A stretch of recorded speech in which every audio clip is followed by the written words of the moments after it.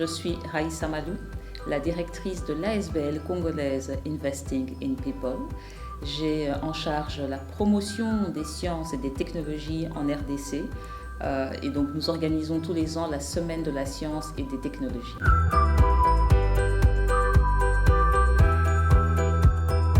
Alors, nous organisons en République démocratique du Congo la semaine de la science et des technologies depuis 2014, année de la première édition.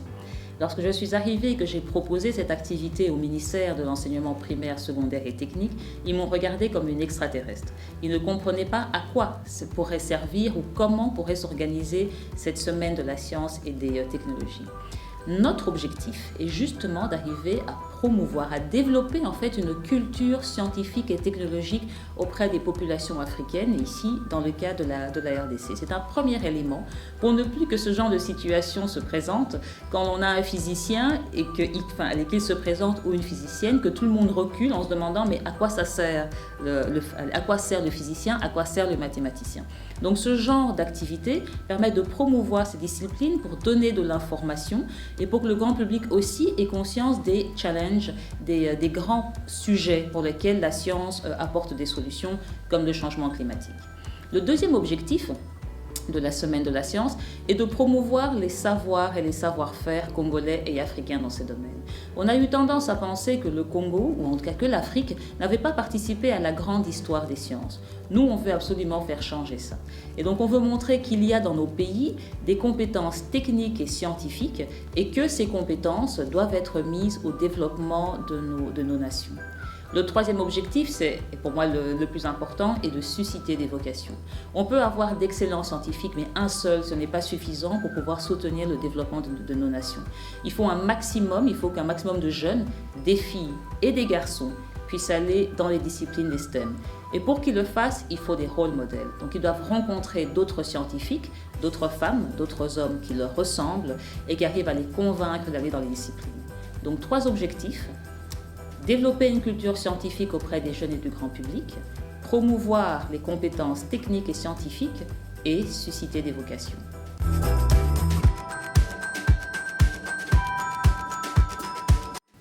Pour répondre à votre question, je vais vous raconter une anecdote. Lors de la première édition, il a été très difficile de pouvoir avoir des animateurs, de pouvoir avoir des personnes pour visiter le village des sciences. À partir de la 3e édition, j'ai eu des jeunes qui sont venus vers moi à la fin du village des sciences pour leur demander comment ils pouvaient eux aussi faire pour devenir les animateurs des animations scientifiques. On a vraiment vu au fil des années qu'en termes de confiance, nos jeunes prenaient conscience qu'ils pouvaient eux aussi performer dans les disciplines de STEM parce qu'ils rencontrent d'autres jeunes comme eux qui font les animations scientifiques. Si c'était nous, les scientifiques, les professeurs qui sont rentrés à Kinshasa que pour faire ces animations scientifiques, on n'aurait pas eu un tel impact. La semaine de la science fonctionne parce que nous formons des élèves et des étudiants de nos écoles et de nos universités et ce sont eux qui deviennent les animateurs des animations scientifiques lors du village des sciences, de la semaine de la science et des technologies.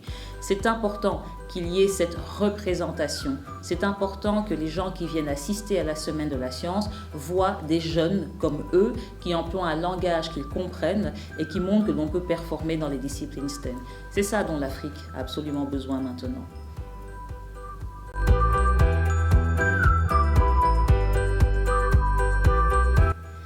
Alors, nos pays comprennent en Afrique, ont compris aujourd'hui que l'on ne peut pas assurer le développement de notre pays, de notre continent sans science, sans les technologies. Malheureusement, nos programmes éducatifs, et en tout cas c'était le cas en RDC, pendant les programmes de sciences, dataient encore des années 70.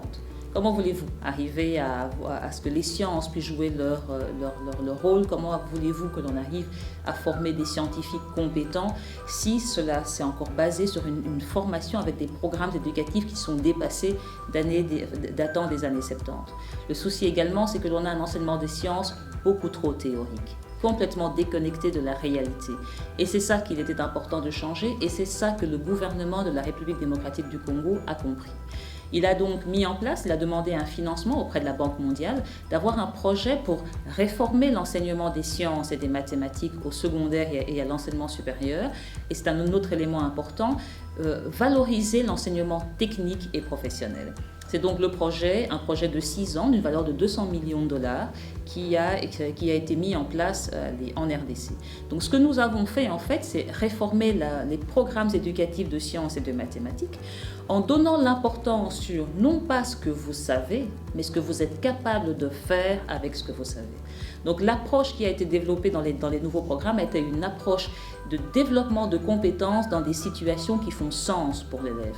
Il doit comprendre à quoi servent les sciences et les mathématiques pour qu'elle puisse jouer le rôle, pour qu'il puisse comme ça être compétent pour jouer le rôle dans le développement du pays. C'est vraiment un élément important, pour ceux qui sont spécialisés en pédagogie, c'est le développement de compétences, mais le développement de compétences dans des situations qui font sens. C'est là toute l'idée de la réforme des programmes de sciences et des mathématiques au secondaire que la RDC a eu le courage de faire ces 6 dernières années. Et si je peux me permettre d'aller plus loin et en cas de dire quelle devrait être la suite pour la RDC, et par exemple quelles leçons les autres pays pourraient apprendre de notre expérience, c'est qu'il faut mettre l'accent sur la formation de nos enseignants. Il ne suffit pas de réformer les programmes, il ne suffit pas d'adopter une pédagogie qui permet de rendre l'enseignement des disciplines STEM plus concret. Si, à côté de ça, on ne met pas les moyens dans la formation des enseignants, on ne va pas y arriver. Parce qu'après tout, ce sont eux qui passent le plus de temps avec nos enfants. Donc, si jamais vous avez l'occasion de développer un même programme de réforme des programmes éducatifs dans vos pays, l'élément important, au-delà de la réforme des programmes, au-delà de l'équipement de nos laboratoires, c'est vraiment de miser essentiellement dans la formation des enseignants dans les disciplines STEM.